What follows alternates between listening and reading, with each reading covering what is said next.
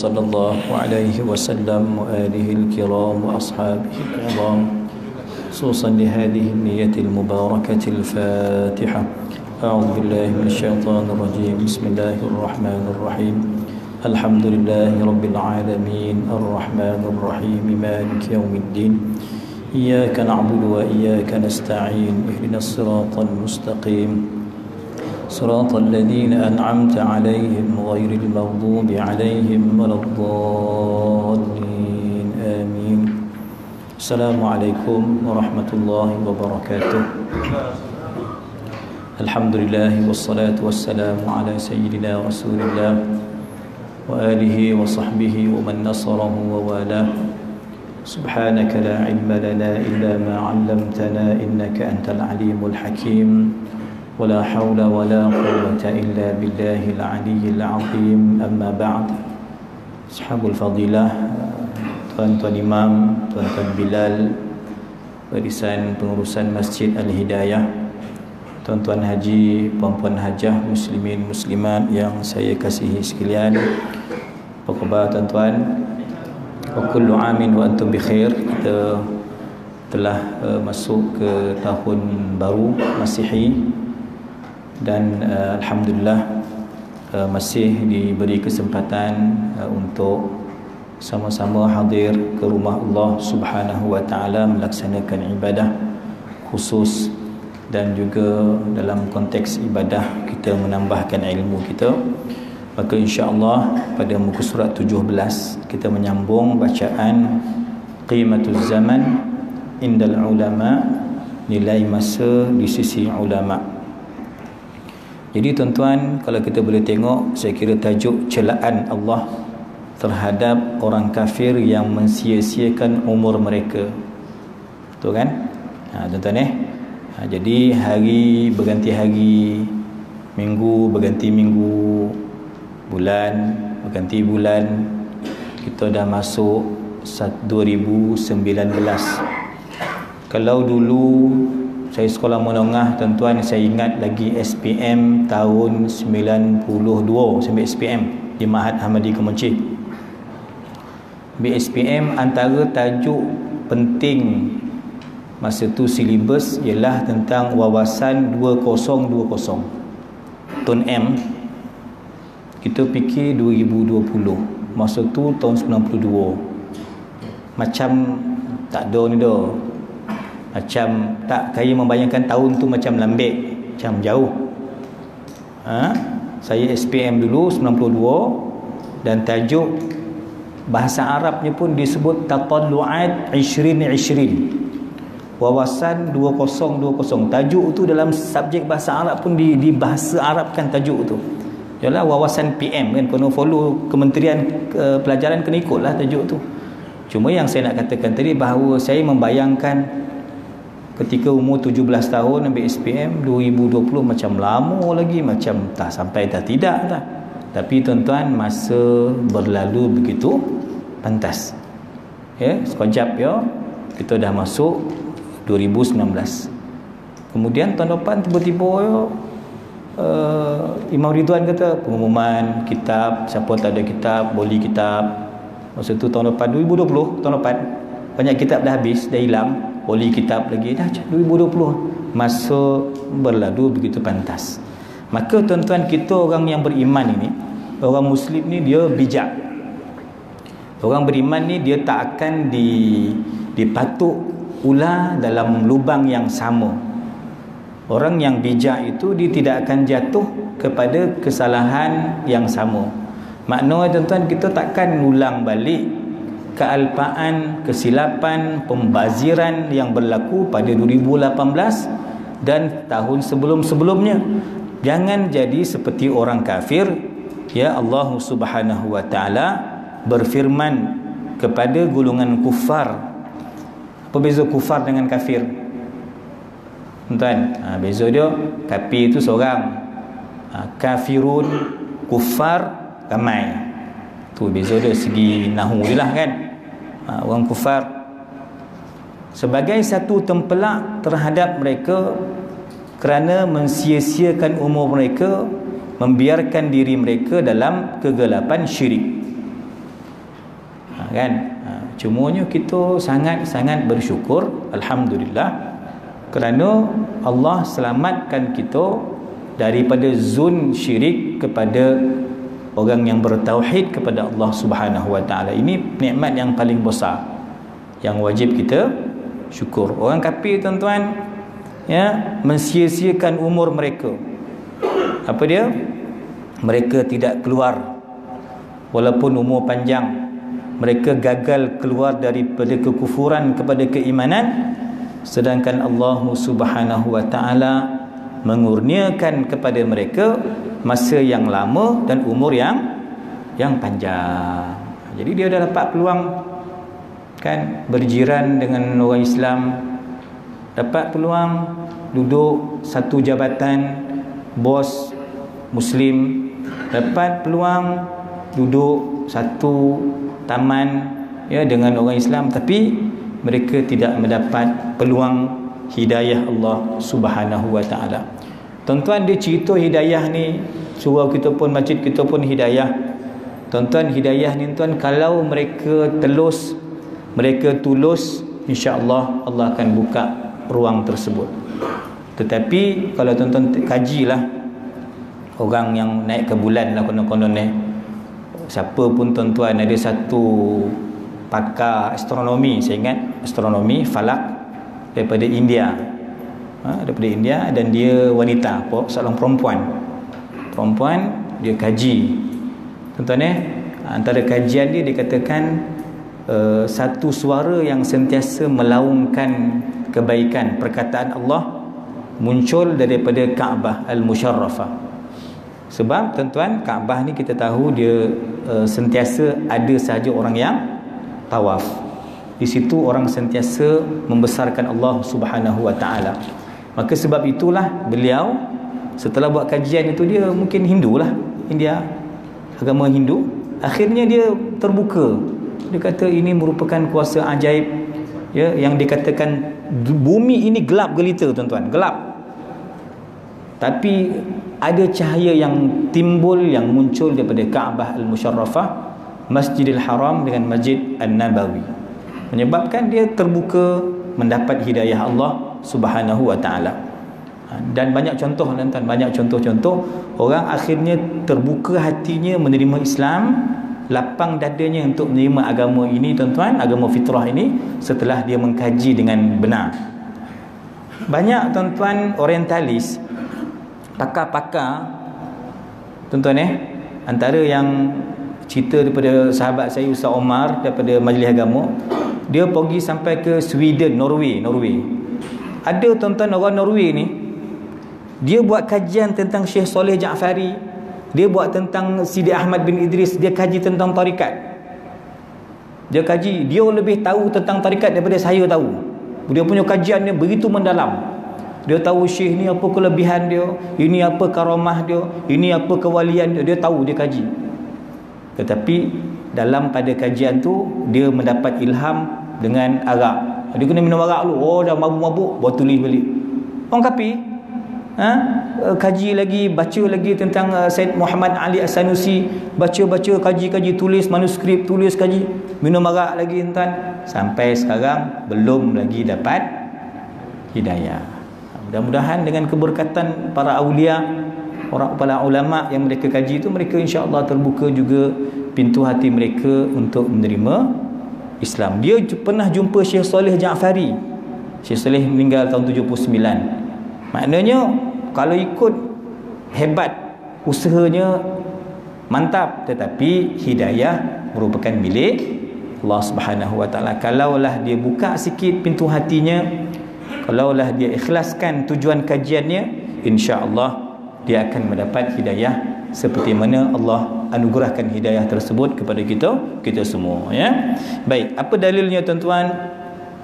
Bismillahirrahmanirrahim. Wa hum yastarikhuna fiha rabbana akhrijna na'mal salihan ghayra alladhi kunna na'mal. أولم نعمركم ما يتذكر فيه من تذكر وجاءكم النذير فذوقوا فما للظالمين من نصير. Okey, terjemahan ayat. Dan mereka berteriak dalam neraka, istirah, meraung, berteriak tuan-tuan. Masa tu baru kena Tuhan, Rabbana. Kat dunia lain Tuhan kau ambil, lain patung yang kau pilih, lain ma'bud yang sepatutnya yang kau sembah. Masa dalam neraka baru meraung-raung kena Tuhan, Rabbana, Tuhan kami, akhrijna, keluarkan kami. Jadi ya Allah, keluarkan kami daripada neraka. Apa nak buat? Na'mal salihan ghairal ladzi kunna na'mal. Kami nak beramal soleh.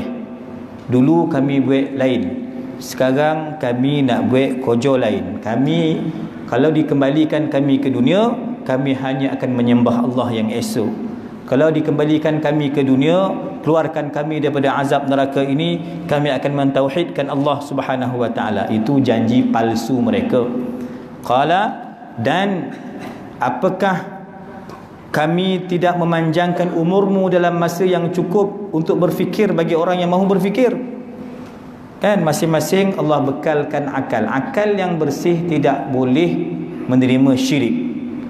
Akal yang bersih fitrah tuan-tuan tidak akan terjebak dengan perkara-perkara khurafat. Ya, sepatutnya begitu. Gunakan akal. Tuan-tuan tak mahu berfikir, ya. Dan apakah tidak datang kepada kamu nadhir? Apa tuan nadhir apa? Pemberi peringatan. Bukan nazir. Nazir tukar baru dah kan. Nazir Masjid Negeri Sembilan ada yang tukar baru, ada yang kekal lama. Okey, tuan-tuan jemaah bagi support pentadbiran baru kau, lama kau, bantulah mana yang boleh kita bantu. Bentuk bantuan tuan-tuan yang paling kurang, alhamdulillah jemaah kita sentiasa ramai. Ini bentuk kita support lah jemaah kita, masjid kita, pengurusan kita. Ya, tuan-tuan kalau tak nak salah nazir, imam, EJK, bendahari, setiausaha, kalau tak nak yang salah, nanti dua golongan dia boleh, malaikat dengan nabi. Itu tak salah. Tapi kalau manusia, dia mesti ada salah. Tapi jangan buat-buat salah. Ambil tabung masjid, masuk bonet kereta, bawa lagi 8 bulan akaun tak ada. Ada masjid kita di Negeri Sembilan ni tuan jenis macam tu ada. Bukan tak ada ni dah. SPRM pun masuk. Bukan tak ada. Yang buat salah begitu ada. Kalau macam tu kita doakan, tak ada lah orang di yang menguruskan masjid macam tu. Masjid ni bukan diurus dengan nafsu. Bukan kita punyakan masjid ni dah. Masjid mesti diuruskan dengan iman, dengan akal.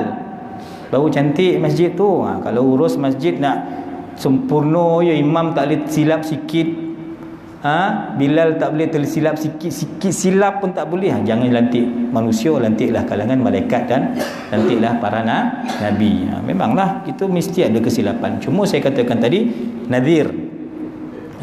Ada nazir tak tuan-tuan kita ni? Bukan nazir. Beza nazir, nun, alif, dha, ra, tu nazir. Nazir masjid, nazir jabatan pelajaran, tu nazir, za. Yang ini nadhir, zal, nun, zal, ya, ra, nadhir. Nabi itu basyiran wa nadhira. Nabi bawa berita gembira, bawa juga berita yang menakutkan, nadhir. Bukankah ada orang yang berikan kita inzar, inzar peringatan? Wahai orang kafir, tak ada ke kau nampak orang tengah buat konsert tenggelam, tengah main gitar, main drum tu, tenggelam, jatuh, mati. Kau tak tengok kau orang buat pesta liar, pesta maksiat, tak fikir kau? Begitu. Bukankah perkara itu tuan-tuan telah berlaku di hadapan mata? Untuk kamu berfikir, wahai orang kafir, fikirkanlah. Ya, dah datang dah peringatan ni tuan-tuan, bukan mesti ceramah. Peringatan ni tuan-tuan bukan mesti tuan-tuan dengar tengok YouTube tazkirah yang memberikan kesedaran. Itu satu segi. Peringatan tuan-tuan juga bermaksud apa yang berlaku di keliling kita. Ya kan? Apa yang berlaku pada suasana kita tuan-tuan, itu juga peringatan yang sepatut menjadi pengajaran bersama. Baik. Maka akhirnya tuan-tuan Allah kata apa? Dalam surah Fatir ini Allah kata, rasakanlah azab kami dan tidak ada bagi orang yang zalim seorang penolong pun. Tak adalah.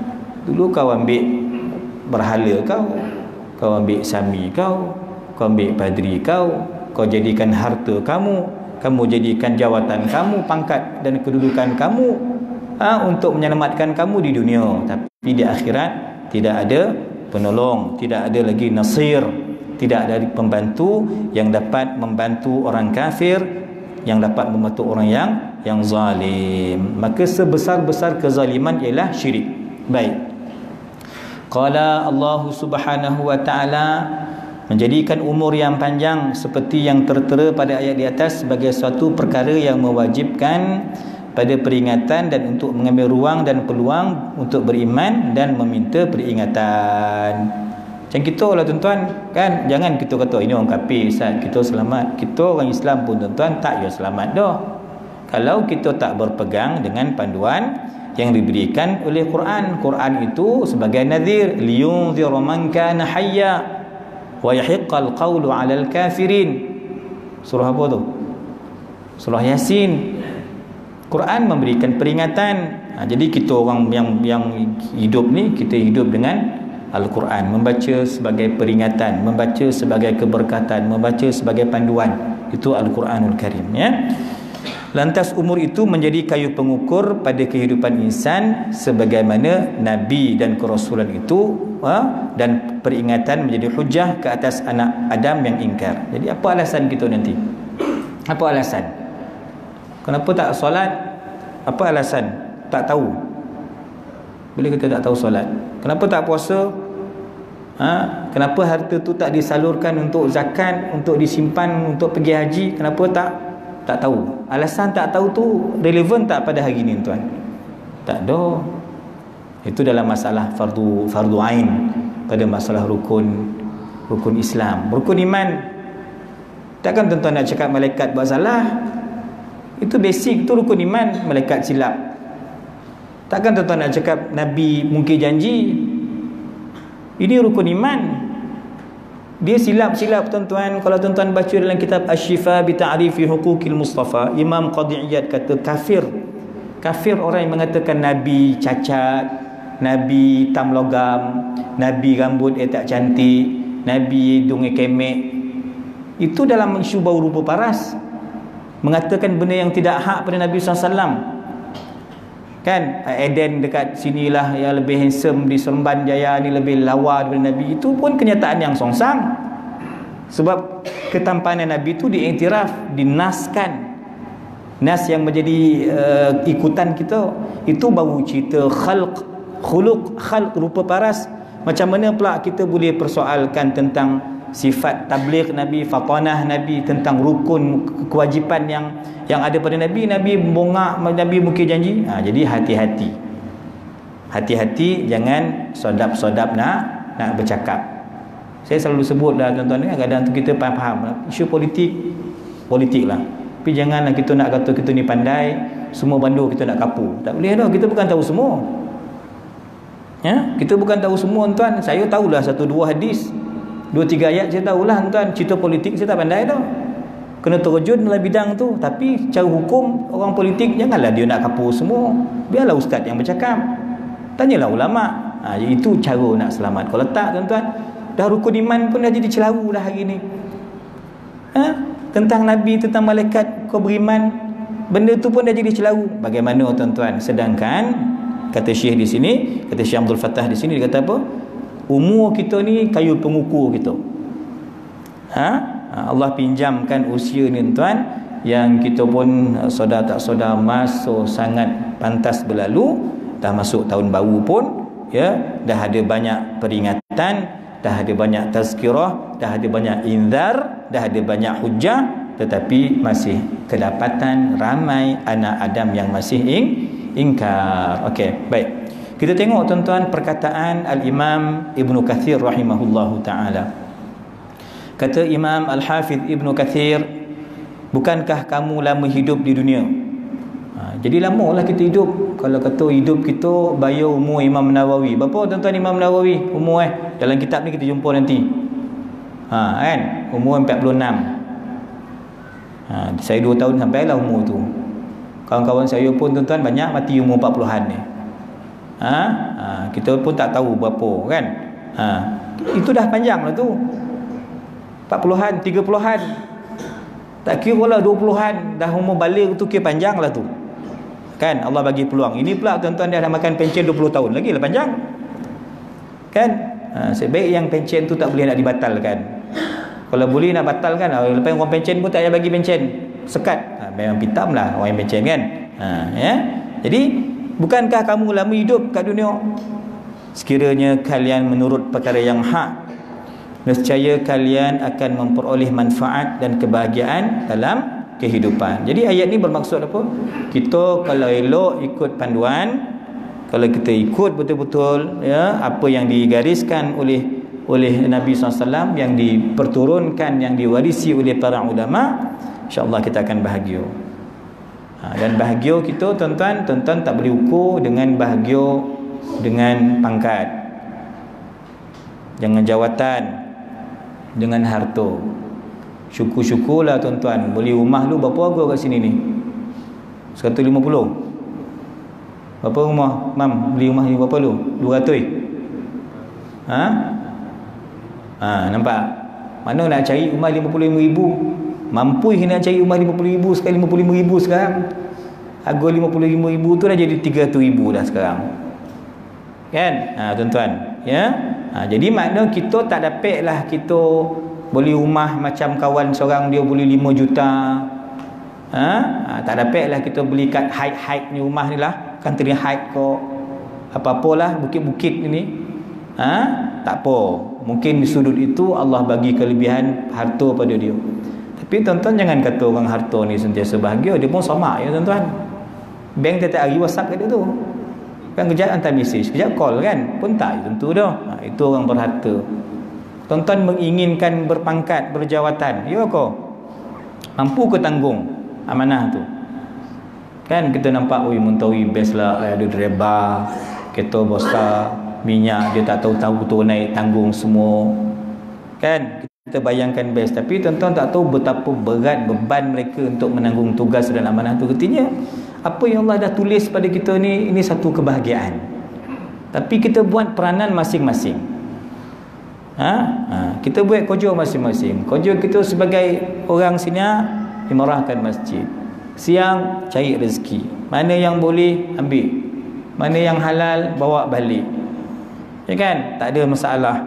Jadi itu bahagia. Ya kan? Itu bahagia tuan-tuan ya. Kata Imam Qatadah, ketahuilah bahawa umur yang panjang merupakan satu hujah. Kita mohon perlindungan kepada Allah daripada fitnah umur yang panjang tanpa amal soleh.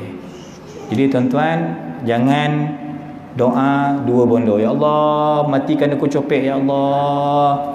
2019 ni ya Allah kata minyak turun tak turun-turun, ya Allah matikanlah copek. Jangan minta mati copek sebab minyak tak turun harga.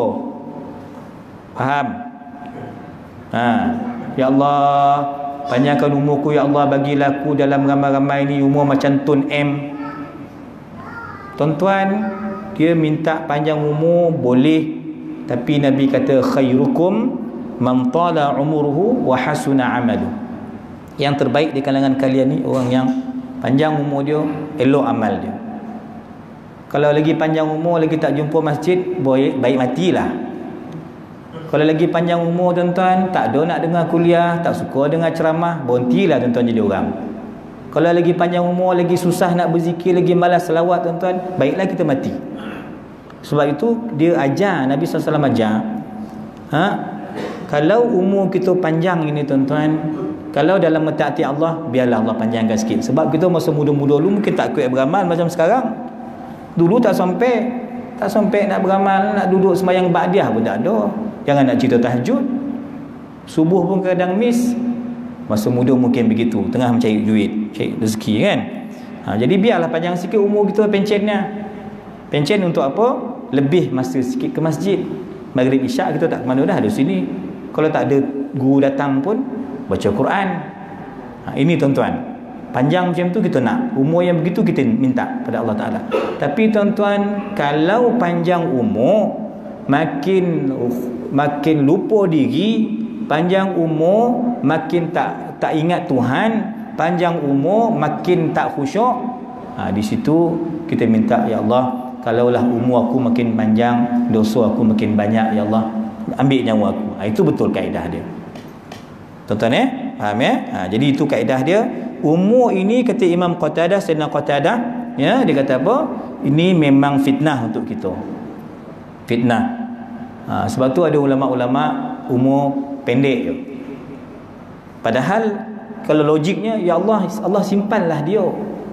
Allah simpan. Kawan-kawan saya tuan yang mengaji Mesir, Ustaz Rosli, orang Cuah, Perisen, isteri dia orang rantau. 2003 saya masa tu tengah raya kedua, saya ingat. Dapat telefon, meninggal denggi. Anak dalam perut lagi. Ustaz ni meninggal. Ustaz Khairi Seridu 2-3 tahun lepas. Bapa Ustaz Khairi 45 meninggal. Ustaz Khairul Azhar Rambawi punya menantu. Saya punya dulu masa persatuan pelajar di YDP, Persatuan Pelajar Negeri Sembilan Mesir. Sangat baik orang dia. Ini semua orang-orang baik, tuan-tuan. Maknanya kalau logik kita kata, kalaulah Allah panjangkan usia mereka, mereka akan lebih banyak menyumbang pada umat. Tapi tuan-tuan, umur bukan hak kita, bukan pilihan kita, tapi merupakan ketentuan Allah Subhanahu Wa Taala. Banyak tuan-tuan orang-orang jahat yang panjang pula nyawa dia. Lihatlah nyawa tak yang mati-mati.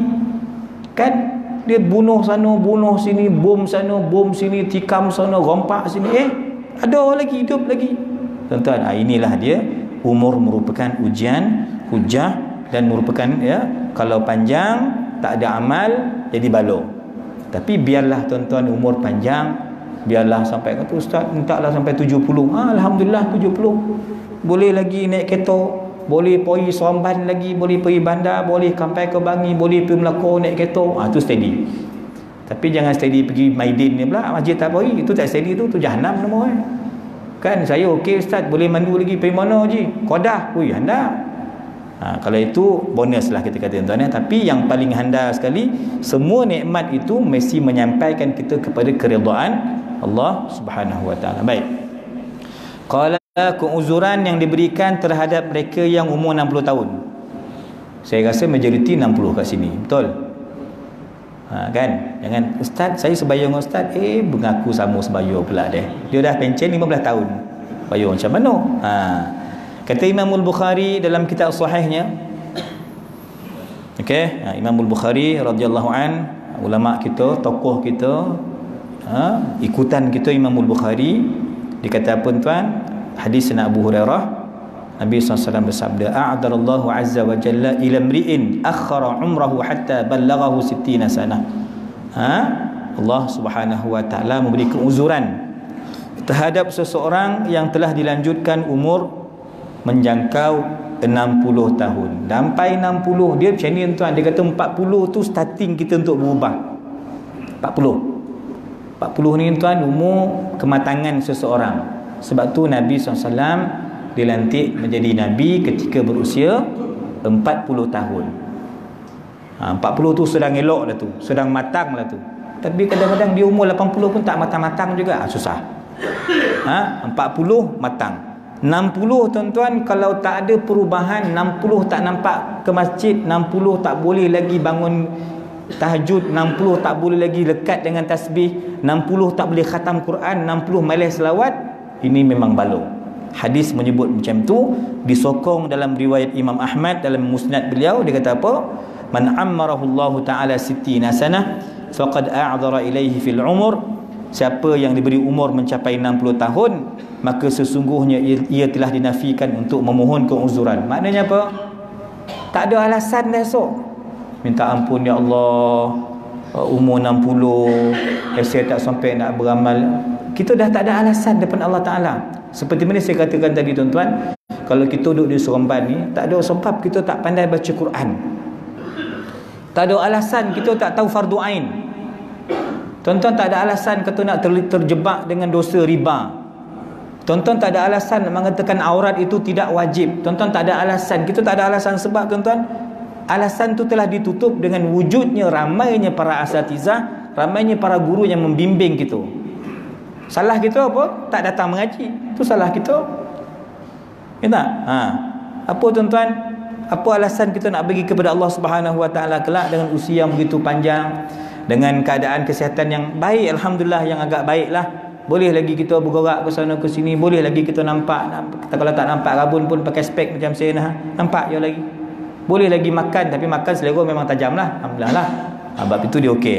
Tapi tuan-tuan, kita kena ingat, jangan bagi alasan. 60 tahun kalau sampai ke situ tuan-tuan, memang tak akan selamat, memang tak ada chance lah kita nak bagi alasan. Kalau tanya soalan tak dapat jawab, memang kena susah. Ini tuan-tuan, hadis yang menyebutkan perkara yang demikian. Ini bermaksud, kata Syekh Abdul Fattah, ini bermaksud segala alasan yang diberikan. Tadi kenapa orang kafir tak nak beriman, orang Islam tak nak beramal? Orang kafir dia dah tolak iman, artinya amalan dia tak ada apa-apa lah. Amalan orang kafir tuan-tuan, apa kelebihan kebaikan orang kafir yang beramal? Dia akan rasa sedikit seronok di dunia ini. Bola kucing, bagi makan dekat anjing. Saya nampak dalam Facebook pagi tadi, saya baca di Dubai mereka beli satu berhala. Dubai negara Arab, Muslim, dia beli satu salib gitulah, berhala konon-konon bayangan Nabi Isa alaihissalam. Dia beli tuan-tuan 120 million harga patung tu, emas. Dalam keadaan kita tahu bahawa umat Islam yang kebuluran, yang kematian tak makan berapa banyak di dunia ini, kan? Nampak? Jadi nanti apa alasan tidak mahu beriman? Apa alasan tidak mahu beramal?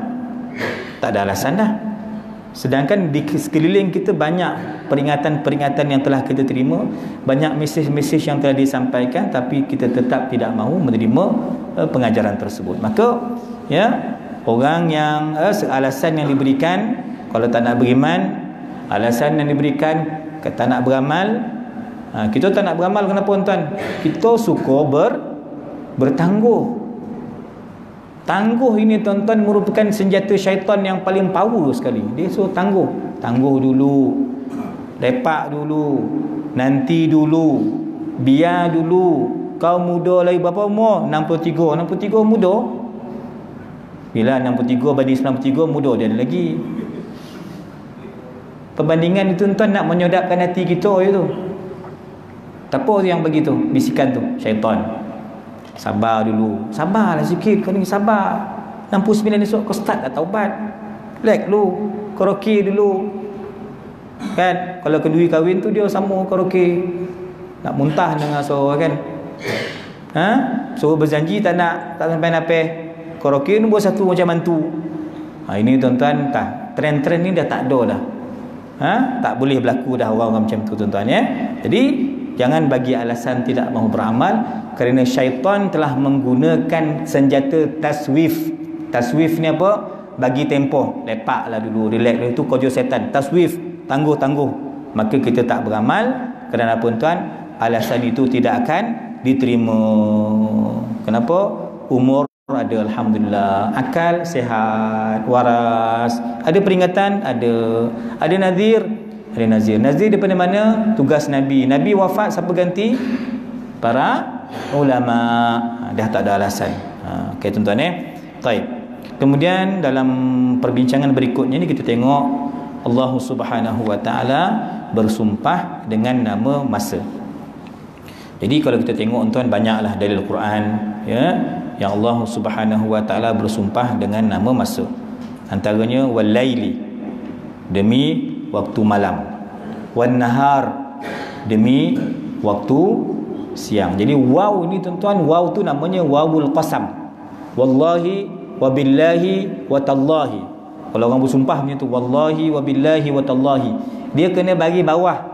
Kaedah nahu dia, grammar bahasa Arab dia, wallahi wabillahi watallahi, bagi bawah, demi Allah.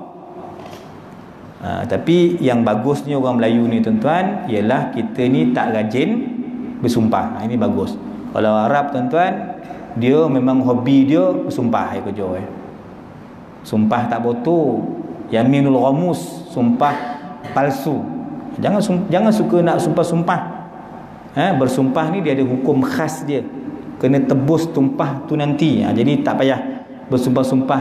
Jadi orang Melayu ni yang saya kata tadi, yang okeynya, dia memang trend orang Melayu budaya kita ni, kita bukan jenis wallahi aku nampak engkau tadi pergi pasar beli limau mandarin 2 kilo. Tak payahlah bersumpah. Cakap dia tadi dia cik nampak ustaz pergi pasar. Dah lah. Jadi orang Melayu kita macam tu. Tapi Arab tuan-tuan jual buah pun nak lakukan barang dia tu bersumpah dia. Wallahil azim kata. Demi Tuhan yang Maha Agung. Buahnya baru sampai subuh tadi. Padahal subuh 5 hari lepas. Buah dah busuk-busuk, dah rosak, maka dia bersumpah. Kalau timbang buah begitulah. Timbang buah dia bagi separuh yang elok, 2 kilo, sekilo elok, sekilo tak elok. Wallahi semua elok. Balik rumah semua tak elok. Jadi ini sumpah-sumpah yang tak betul. Tapi tuan-tuan, sumpah Quran ada sumpah. Hadis Nabi SAW juga ada bersumpah. Sumpah ada hukum khusus dan ada tema dan ada prinsipnya sumpah. Allah sebut wal laili idza yaghsha. Wal laili idza tajalla, wan nahari idza tajalla. Allah sebut tuan-tuan dalam surah Al-Muddathir wal laili idz adbar was subhi idza asfar. Demi waktu malam yang hilang, demi waktu subuh yang terang benderang. Jadi cantiknya terjemah waw itu, wawul qasam itu, waw sumpah itu demi. Wal laili idza as'as was subhi idza tanaffas. Ini tuan, waktu malam, waktu subuh, waktu syafaq, muka surat 21. Fala uqsimu bisyafaq wal laili wama wasaq. Allah sumpah dengan nama syafaq, waktu mega, waktu malam. Wal fajr, tuan-tuan, wal fajr, waktu fajar. Kemudian kalau fajar ni tuan-tuan kita sebut jugalah orang yang macam pagi tadi masing-masing kojot anak kan. Malam tadi dah kau tidur cepet.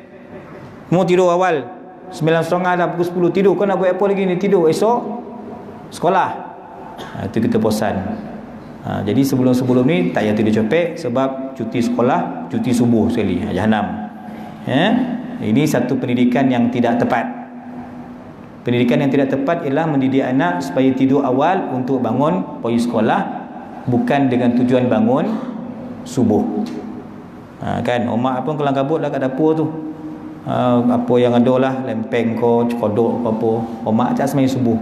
Tak apalah hari pertama anak pergi sekolah. Esok anak kau semua bongap pergi sekolah. Kau tak sembang subuh. Kan ini pendidikan yang silap lah tuan-tuan. Ini ditegur oleh pakar-pakar psikologi, para ulama kita tegur. Jangan kojutkan anak itu untuk pergi sekolah.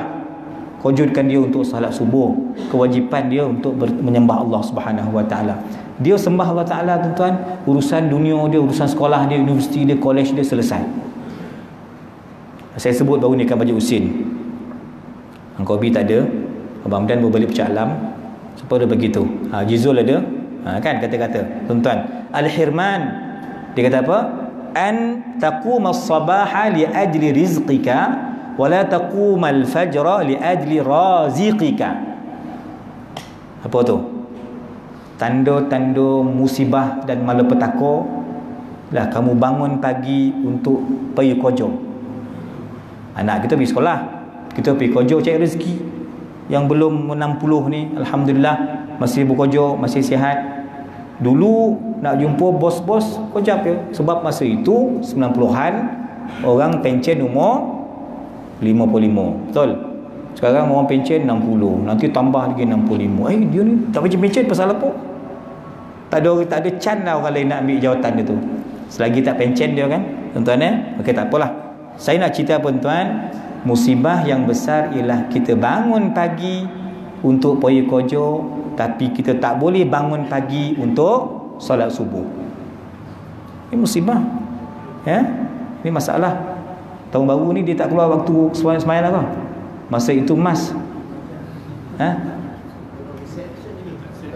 Belum set lagi. Itu tanda-tanda tahun baru lah tu, tak sampai nak set lagi. Tuan-tuan jadi sumpah ini tuan-tuan, saya nak ulang balik. Orang yang terhalang itu ialah orang yang sanggup bersengkang mata untuk dunianya, tapi tak sanggup bersengkang mata untuk akhiratnya. Sanggup bangun pagi, berpagi-pagi. Saya share juga kalau masa saya berulang ke Pucak Alam 2 tahun kan tuan-tuan kan. Saya subuh dekat Masjid Sendeng, terus keluar pukul 6 keluar, Tak ada wirid dalam masjid ada. Wirid dalam kereta lah. Dalam perjalanan tu berapa banyak saya boleh baca? 110 km pulang. Banyak bondo saya baca tuan. Dah habis dah Quran, dah tak reti nak baca, qasidah lah. Dah tak ada nasyid, dah tak ada sonyap je lah. Bawa lagi kita seorang. Pagi pukul 6 keluar, 7 sampai. Tapi tak adalah tiap-tiap hari saya berulang dah. Isnin pagi dengan Khamis pagi. Rabu petang, Jumaat petang balik Seremban. Tapi maknanya saya mengalami pengalaman berulang jauh tu. Mengalami pengalaman berulang jauh, tapi alhamdulillah bukanlah saya mengejar rezeki semata-mata, tapi saya bangun untuk saya solat. Saya sembahyang subuh berjamaah, alhamdulillah. Kemudian saya bergerak pergi cari rezeki. Fajr pun dekat masjid. Dan untuk pengetahuan tuan-tuan, nazir yang paling banyak gaji dalam Malaysia ni ngaji menazir Masjid Pucuk Alam. Tak nak sebut gaji kan, tuan-tuan minta kat saya belakang. Dah. Masuk ni ala tu kan, masuk orang Sabah Sarawak semua ni dengar ni. Okey. Baik. Maka dalil sambung sikit lagi. Sebelum 2 minit kita nak azan, betul? Setting 2 minit lagi. Berapa minit lagi? Dah masuk. Wallahu a'lam bisawab. Nanti kita sambung tuan-tuan ya. Qul qawli hadza wa astaghfirullahal azim li wa lakum. Assalamualaikum warahmatullahi wabarakatuh.